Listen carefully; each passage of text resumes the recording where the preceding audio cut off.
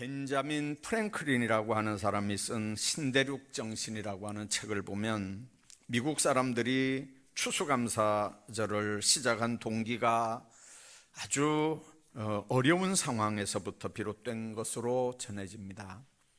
우리가 아는 대로 1년 동안 농사를 잘 지어서 그래서 자기를 도와줬던 원주민들을 초청하고 큰 잔치를 베푼 아주 풍성한 페스티벌이 아니고 어렵고 힘든 가운데서 그 첫 번째 추수감사주일이 시작됐다는 얘기입니다. 이 청교도들이 메이플라워를 타고 미국에 도착해서 얼마 지나지 않았는데 인원이 반으로 줄어듭니다. 굶주림과 질병 때문에 희망이 보이지 않습니다. 게다가 남아있는 사람들도 이 겹치는 흉년, 인디언들의 공격 때문에 수많은 고통을 당하고 있었고 도대체 희망이 보이지 않는 그런 상황입니다. 이제 그럴 때마다 그들이 할 수 있었던 일이 뭡니까? 금식을 선포합니다. 그리고 하나님 앞에 매달렸습니다.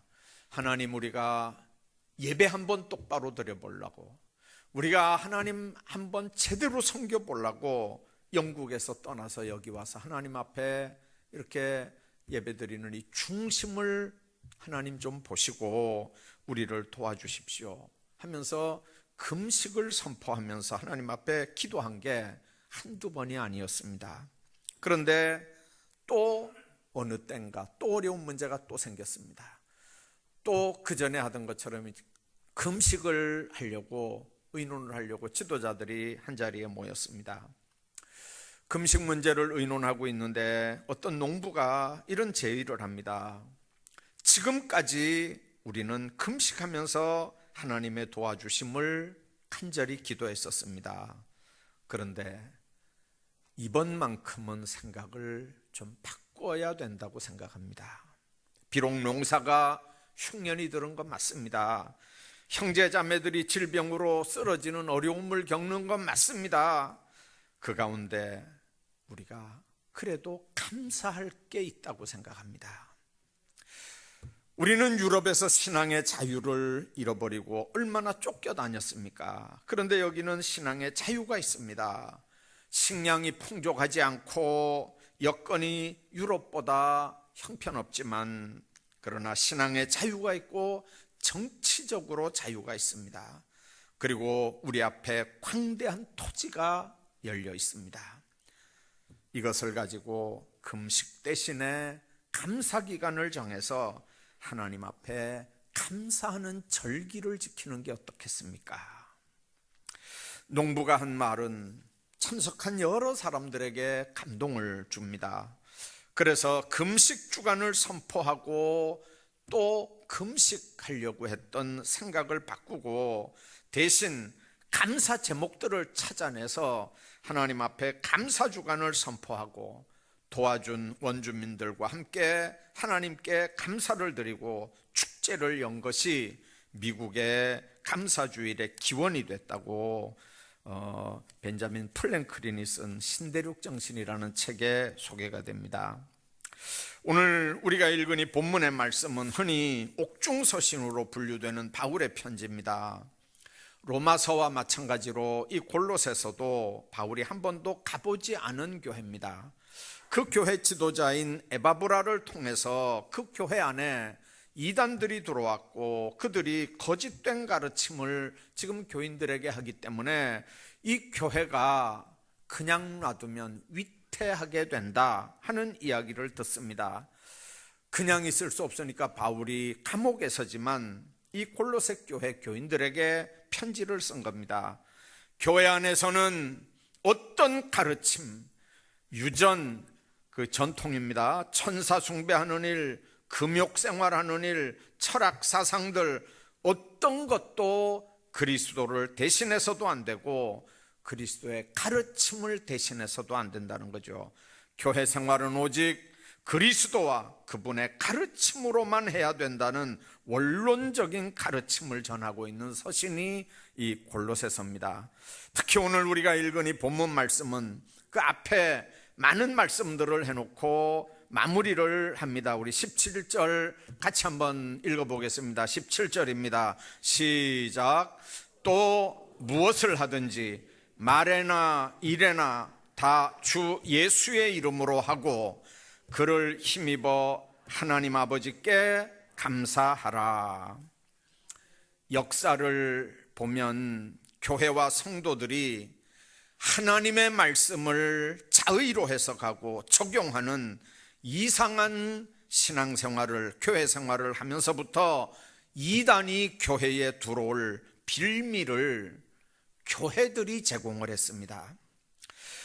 교회가 때로는 철학자의 이론이나 가르침을 성경의 권위보다 더 비중 있게 얘기했고, 심지어는 정치 이데올로기까지 교회를 잠식시켰습니다. 그러나 오늘 우리가 분명하게 기억해야 합니다. 무엇을 하든지 말에나 일에나 다 주 예수의 이름으로 해야 합니다. 그를 힘입어 하나님 앞에 감사하라는 게 오늘 우리가 읽은 말씀의 핵심입니다. 여러분들, 그를 힘입어 라는 말, 우리가 하나님 앞에 무슨 재간으로 감사할 수 있습니까? 그러나 주님이 나와 함께하면 이제는 내 힘이 아니라 그분의 힘으로 하나님 앞에 감사하는 일입니다.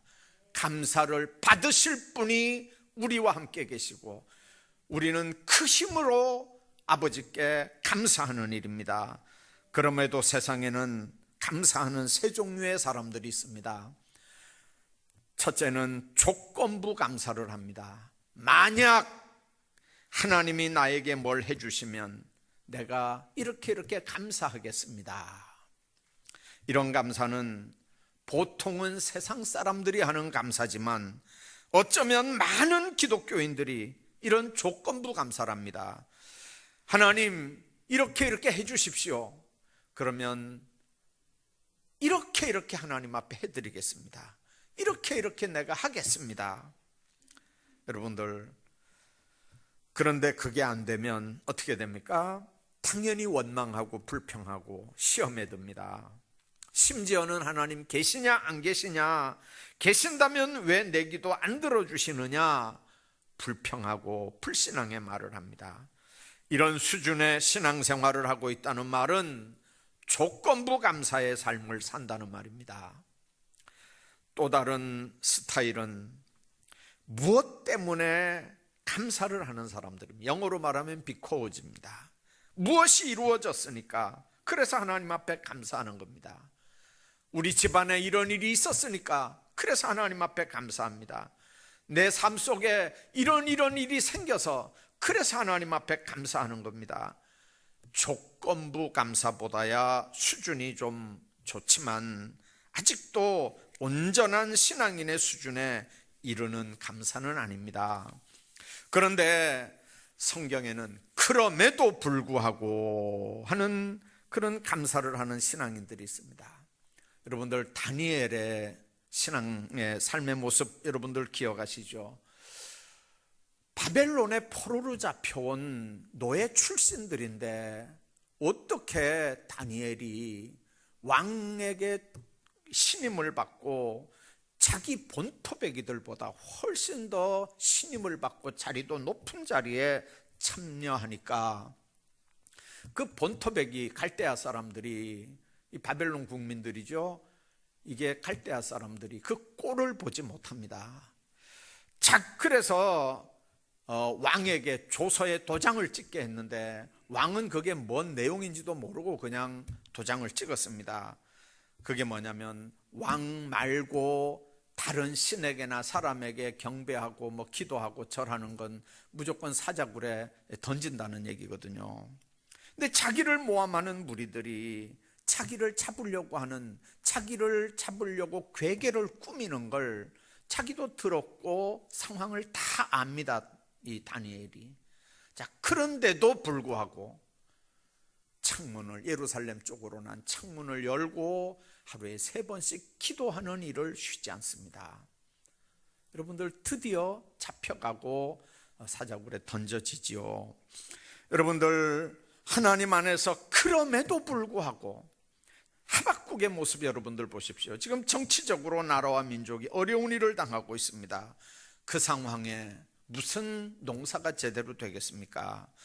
하박국은 비록 무화과 나무가 무성하지 못하며 포도나무 열매가 없으며 감람나무 소출이 없으며 밭에 식물이 없으며 우리의 양이 없으며 외양간에 소가 없을지라도 나는 여호와로 인하여 즐거워하며 나의 구원의 하나님을 인하여 기뻐하리로다. 하박국 3장에 그렇게 고백을 합니다.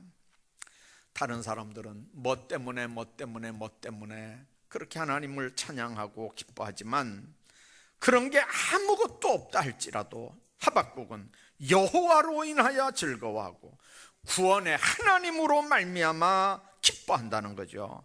믿는 사람들의 감사 조건, 안정된 삶, 풍성한 소출, 풍성한 수입, 당연히 감사해야 될 일입니다. 그러나 그것만은 아닙니다. 믿는 사람들의 감사의 조건은 오직 하나님뿐인 줄로 믿습니다. 하나님을 인하여 즐거워하고 그 하나님 때문에 기뻐하는 삶. 우리 믿는 하나님의 자녀들은 여호와로 인하여 즐거워하고 구원의 하나님으로 인하여 감사하는 겁니다. 풍성한 삶이 감사 제목일 수 있지만 예수 믿는 사람들은 그 풍성한 삶의 주인, 주권자가 하나님인 걸 우리가 믿기 때문에 하나님 앞에 감사하고 찬양하는 줄로 믿습니다. 그러므로 진정한 감사는 우리 마음의 밭을 기경하면서부터 시작이 됩니다. 여러분들 성경 다음으로 많이 읽히는 기독교 서적 혹시 기억하시나요? 철로역정, 존 버년이 쓴 책입니다. 문제는 그 존 버년이 그 책을 쓰기 전까지만 해도 이 사람이 굉장히 고민에 빠져 있었던 사람입니다. 다른 사람이 볼 땐 믿음도 대단하고 정말 대단한 사람인데 본인 스스로는 예배 참석에도 기쁨이 없고 하나님 앞에 충성하고 헌신을 해도 마음에 감격이 없습니다. 하나님의 말씀을 들어도 감동이 없습니다. 하나님의 말씀에 대한 분명한 확신도 없습니다. 예배는 드리는데 형식적인 예배만 드립니다. 어느 날 정말 하나님 앞에 감격적으로 예배 드리는 사람들의 모습을 보면서 나는 왜 확신도 없고 기쁨도 없는 신앙생활을 하는 걸까? 진지하게 고민을 하기 시작합니다. 그 고민하다가 성경을 하나님의 말씀이 마음속에 와 부딪혔는데 그게 바로 마태복음 13장에 예수님의 씨 뿌리는 비유입니다. 여러분들 밭과 씨앗에 대한 예수님의 말씀이 마음속에 이렇게 파고 들어옵니다.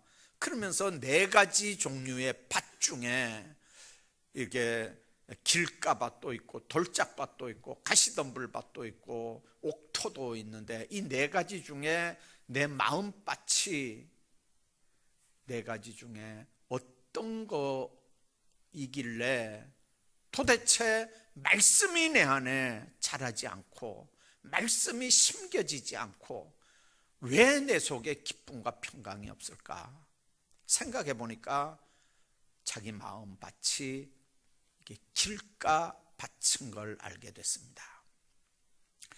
여러분들 교회에 나와서 예배드리지만은 하나님의 말씀이 하나도 마음밭에 심겨지지 못한 걸 깨닫는 겁니다. 그는 하나님 앞에 자신도 옥토가 되고 싶다고, 좋은 밭이 되고 싶다고 회심의 기도를 합니다. 하나님은 풀꽃 같은 눈으로 우리를 날마다 보고 계십니다. 같은 상황에서도 어떤 사람들은 하나님의 은혜를 감사함으로 고백을 하고, 어떤 사람은 똑같은 상황인데도 하나님은 어디 계시냐고 반문을 합니다.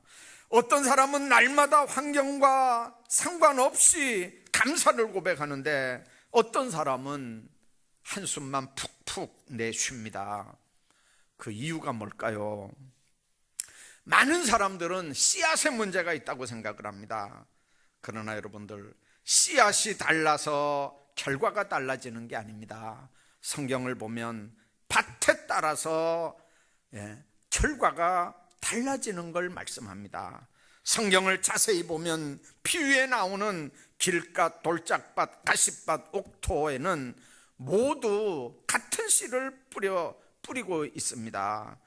우리가 30배, 60배, 100배의 결실을 맺지 못하는 건 토양의 차이지, 마음밭의 차이 때문이지 씨앗의 차이가 아닙니다. 그걸 여러분들 빨리 인정을 해야 합니다. 우리 삶의 모습에서 기쁨이 없고 감사가 없는 건 하나님이 나에게 은혜 주시기에 부족한 분이라서가 아닙니다. 우리의 마음밭의 문제인 경우가 훨씬 더 많습니다. 그러므로 우리 마음, 삶의 자세를 바꿔야 진정으로 하나님께 감사하는 삶을 살 수가 있습니다. 씨앗이 굴러다니다가 새에게 먹혀버리는 메마르고 황폐해진 마음밭이 아닌지 돌아봐야 되고, 성령의 보습으로 그 땅을 깊이 갈아엎어서 옥토 같은 마음의 밭이 되게 해달라고 기도해야 합니다. 사람은 자기 마음의 자세를 바꿈으로 인생 전체를 새롭게 바꿀 수 있다고 합니다. 잠언 4장 23절 보면 모든 지킬 만한 것 중에 더욱 내 마음을 지키라. 생명의 근원이 이에서 남이니라. 그렇게 말씀합니다. 진정한 감사는 마음의 밭을 성령의 보습으로 깊이 갈아엎으면서부터 시작이 됩니다. 어떤 조건을 탓하기보다는 자기 마음의 밭을 제대로 갈아엎고 옥토가 되어서 온전한 감사를 드릴 수 있는 그런 진정한 그리스도인들이 되기를 주의 이름으로 축복합니다. 뿐만 아니라 불평, 불만, 비판하는 일 대신에 진정한 감사를 고백할 수 있어야 합니다. 출애굽하던 이스라엘 한번 보십시오. 언제부터 그들에게 감사가 사라지고 원망과 불평의 말과 행동을 하게 됩니다. 종노릇을 하면서 살려달라고 부르짖던 어려운 상황을 이제는 전혀 기억도 하지 못합니다. 심지어는 다른 지도자를 세워서 애굽으로 돌아가자고 합니다. 왜 그러냐면 애굽에서 고기가마 곁에 있었던 행복한 일들을 기억합니다. 여러분들, 종노릇하면서 살려달라고 부르짖던 때가 언젠데 살려달라고 부르짖던 어려운 상황은 기억하지 못하고 고기가마 곁에 있었던 걸 기억한단 말입니다. 홍해를 육지같이 건너던 일, 반석에서 물을 내서 마시던 일, 만남의 추락이 먹으며 구름기둥 불기둥으로 인도받던 때를 따라 돕는 하나님의 은혜를 이제는 은혜로 받아들이지 않게 됩니다. 점점 출애굽 감격은 사라지고 감사는 그들 삶에서 없어져 갑니다. 그건 한마디로 하나님을 배반하는 일이고 반역하는 불신앙입니다. 여러분들, 하나님의 백성이 하나님의 은혜를 잊어버리고 하나님의 은혜를 배반하면 그 개인의 삶이나 나라와 민족의 삶이 어떻게 되겠습니까?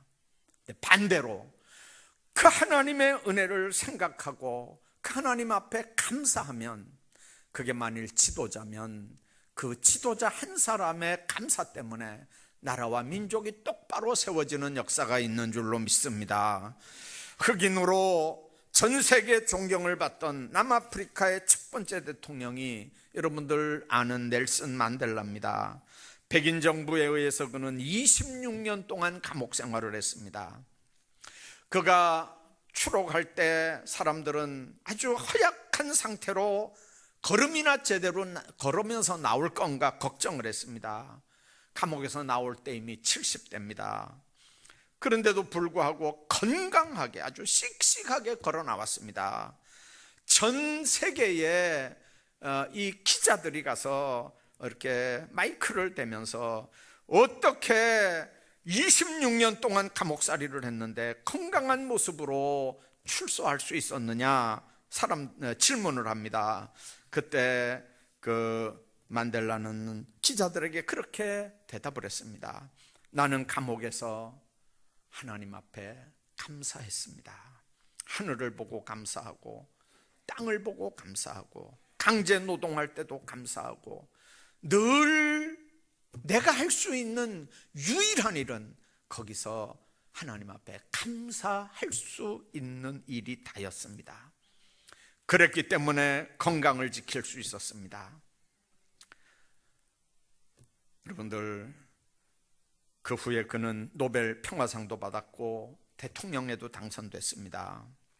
그 만델라를 통해서 우리가 생각할 수 있는 건강한 인생의 첫걸음이 뭐냐면 감사인 걸 우리가 알아야 합니다. 감옥에서 원수를 미워하고 추록하면 보복할 계획을 세우고, 여러분들 다시 추록만 하면 어떻게 하겠다고 하는 그런 계획을 세웠다면 그는 건강도 지키지 못했을 거고, 추록해서 만일 그런 계획들을 실천해 옮겼다면 그는 추록해서도 비참한 인생이 됐을 겁니다. 여러분들, 누구와 비교할 일이 아닙니다. 누구를 비판하면 내 짧은 인생을 하나님 앞에 소모하는 일입니다. 비판하며 내 짧은 인생을 살 일이 아니란 말입니다. 어디서든지 어떤 형편에서든지 감사하는 삶은 우리 하나님의 자녀들의 축복이요 특권인 줄로 믿습니다. 비판하고 평가하는 대부분의 사람들이 그 형편을 잘 모르거든요. 어느 날 나무꾼이 산에 나무하러 갔다가 실수로 잠자는 호랑이 꼬리를 건드렸습니다. 깜짝 놀라 깨나니 호랑이가 나무꾼을 잡아먹으려고 하니까 나무꾼이 놀래서 나무 위로 막 급하게 기어 올라갔습니다. 화가 난 호랑이가 그 나무를 발로 차면서 막 나무를 막 흔들어대니까 그 나무꾼이 방법 없이 그 나무 꼭가지에 있다가 뚝 밑으로 떨어졌습니다. 떨어진다고 떨어진 게 호랑이 덩어리에 딱 떨어진 거예요. 호랑이가 놀래가지고 막 들고 뛰는데 호랑이 덩어리에 떨어진 이 나무꾼은 더 놀래서 안 떨어지려고 호랑이를 꽉 붙잡고, 호랑이는 들고 뛰고 이 나무꾼은 안 떨어지려고 호랑이를 딱 붙잡고 뛰는 그런 상황이 됐습니다. 마침 이렇게 농사 짓는 농부가 밭에서 그 모습을 이렇게 보는데, 세상에 자기는 이 뙤약볕에서 땀을 흘리면서 죽을 고생을 하는데 어떤 놈은 팔자가 좋아서 호랑이 등을 타고 놀러 다니네, 이렇게 하는 거예요. 때로 남들을 보면 다 행복해 보입니다. 나만 고생하는 것 같습니다. 나는 뙤약볕 가운데 죽도록 일을 하고 남들은 호랑이 등을 타고 신선 노름하는 것 같습니다. 그러나 호랑이 등에 있는 사람은 지금 목숨을 걸고 호랑이를 붙잡고 있다는 사실을 기억해야 합니다. 실상을 알고 보면 사람 사는 건 거의 다 비슷합니다.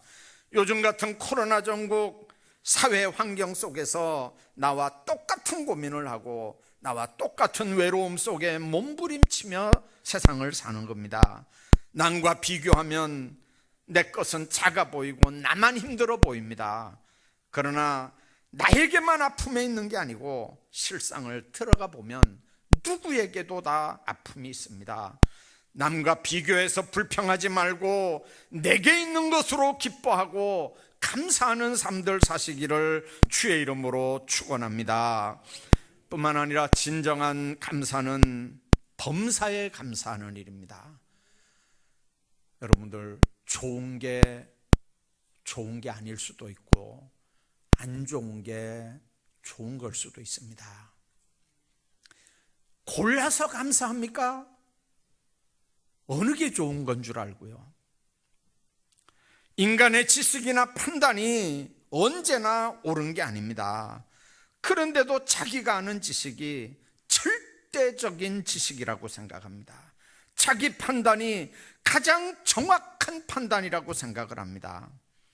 베이컨의 말대로 한다면 이런 사람들은 동굴의 우상에 사로잡혀 있는 사람들입니다. 동굴 속에 있으니까 밖에 넓은 세상, 하나님의 큰 뜻을 전혀 헤아리지 못하고 사는 사람들입니다. 여러분들, 자기 생각, 자기 판단이 언제나 옳습니까? 그래서 남을 판단하고 남을 공격합니까? 어떤 농부가 뜨거운 그 뙤약볕 아래서 일하다가 호두나무 밑 그늘에 앉아서 이렇게 잠깐 쉬는데, 그 호두나무 옆에 이렇게 보니까 호박넝쿨이 하나 이렇게 있고요. 그 호박넝쿨에 아주 큰 호박이 하나 이렇게 달려 있는 거예요. 근데 이 농부가 이제 순간 그런 생각을 합니다. 아이고, 하나님도, 아니 저 큰 호박을 달려면 저 호박넝쿨이 좀 실해야지, 저 가느다란 호박넝쿨에 저렇게 큰 호박을 저게 달고 있으면 저게 결국은 나중에 이 땅바닥에 이렇게 내려앉을 거 아닌가. 아니 그러면, 아니 하나님이 저렇게 큰 호박을 매달려면 이 호박 넝쿨을 좀 굵고 좀 튼튼한 걸로 하셔서 거기에서 저 큰 호박이 매달려야 될 거 아닌가. 에이그, 하나님은 참 불공평하시네. 그럼 누워서 이제 이렇게 있는데, 자기가 누워있는 그 호두나무를 보니까 얼마나 이렇게 이제 굵단 말이야. 아람들이 호두나무인데 이렇게 보니까 이 호두들이 이렇게 이 탁구공할 만한 호두들이 그냥 막 따닥따닥 이렇게 붙어 있어요. 그러니까 이제 이 농부가 또 불평을 합니다. 아이고, 아니 그렇게 등치가 좋은 이 호두나무에 아까 그런 이 호박같이 생긴 그런 호두를 좀 달아놨으면 얼마나 좋을 텐데, 이 좋은 나무에 호두가, 요만한 호두가 이게 따닥따닥. 에이구, 하나님도 참 공평하지 않네. 이제 그렇게 궁지렁거리면서 잠을 딱 잤는데, 웬걸요, 금방 뭐가 하나 딱 떨어져, 호두가 하나 딱 떨어져 가지고 이마를 딱 때렸어요. 정신이 번쩍 들어가지고 딱 깨놨는데 보니까 이마를 호두가 하나 떨어지면서 딱 때렸어요. 금방 딱 보니까 상황 파악이 된 거죠. 근데 그 호두를 붙잡고 이 사람이 이렇게 기도했대요. 아이고, 하나님 감사합니다. 만일 호박이 하나 거기에 달려서 지금 뚝 떨어졌다면, 아이고, 난 어떻게 됐겠습니까? 하나님, 호박은 호박동굴에 달리게 하고 호두나무는 호두에 달리게 하신 거 감사합니다. 그렇게 기도했다는 얘기예요. 여러분들, 맞아야 깨달아요. 맞아야 깨달아요. 그게 인생입니다. 평소에 범사에 감사하는 사람들은 놀라운 주님의 은혜 아래 살게 되는데, 우리가 기뻐하며 감사하면 감사받으신 하나님은 우리 신체의 면역력을 강화시켜서 굉장히 건강을 주십니다. 우리가 1분간 기뻐하고 웃고 감사하면 우리 신체에 24시간의 면역체가 생기고, 우리가 1분간 화를 내면 6시간 동안의 면역체가 떨어진다고 합니다. 1분간 기뻐하고 웃으면 24시간 면역체계가 생기고, 1분간 화를 내면 6시간 동안의 면역체가 떨어진다는 거죠. 그러므로 매일 기뻐하고 감사하며 살아간다면 몸과 마음의 건강을 잘 유지해 나갈 수 있습니다. 건강할 때 더 감사할 수 있기를 바랍니다. 이것이 하나님의 창조 비밀입니다. 한국인으로 세계 최고의 암 전문 병원인 미국 텍사스 주립대의 MD 앤더슨 암센터에서 31년간 봉사했던 김의신 박사라고 하는 분이 계십니다. 이분이 그 병원에서 실제로 임상 이 조사를 한 임상 보고서를 소개한 적이 있습니다. 신앙생활이 암 치료에 실제적인 효과가 있다고 하는 임상 보고서를 소개를 했는데, 샘플이 뭐였냐면 교회 찬양대원들이었습니다.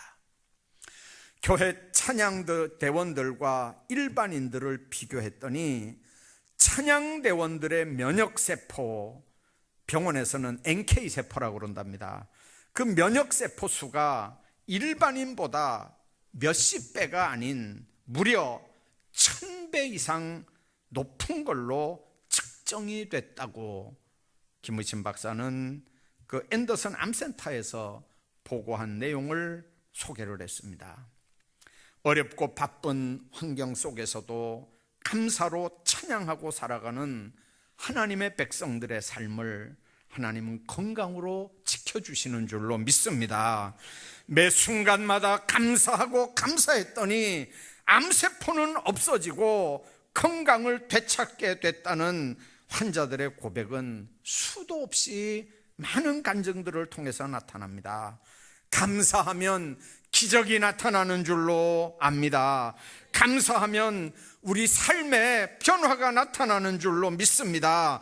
감사하면 환경의 변화가 일어나기 전에 우리 마음에, 우리 영혼의 변화가 먼저 일어납니다. 감사를 받으시는 하나님께서 하나님의 은혜를 우리 모두에게 풍성하게 허락해 주시는 줄로 믿습니다. 오늘은 어제 그렇게 하루만 더 살게 해달라고 하다가 죽은 아무개에게는 내일이 바로 오늘입니다. 여러분들 그냥 의미 없이 하루를 보내시지 말길 바랍니다. 어제 죽은 사람은 우리가 함부로 보내는 오늘 하루 더 살기 위해서 얼마나 애를 쓰는지 모릅니다. 아직 오늘 우리가 코로 숨을 쉴 수 있다면 무조건 하나님 앞에 감사하는 삶을 사시기 바랍니다. 아직 우리가 살아있을 때, 아직 우리가 건강할 때 열심을 품고 주님 높여드리는 예배를 삶의 최우선순위에 두며 살아가시기를 바랍니다. 열심을 다해 충성하십시오. 열심을 다해 마음껏 감사하십시오. 그래서 감사가 넘치고 기쁨이 넘치고 찬양이 넘치는 하나님의 사랑받는 그리스도인들로 살아가시기를 주의 이름으로 축복합니다.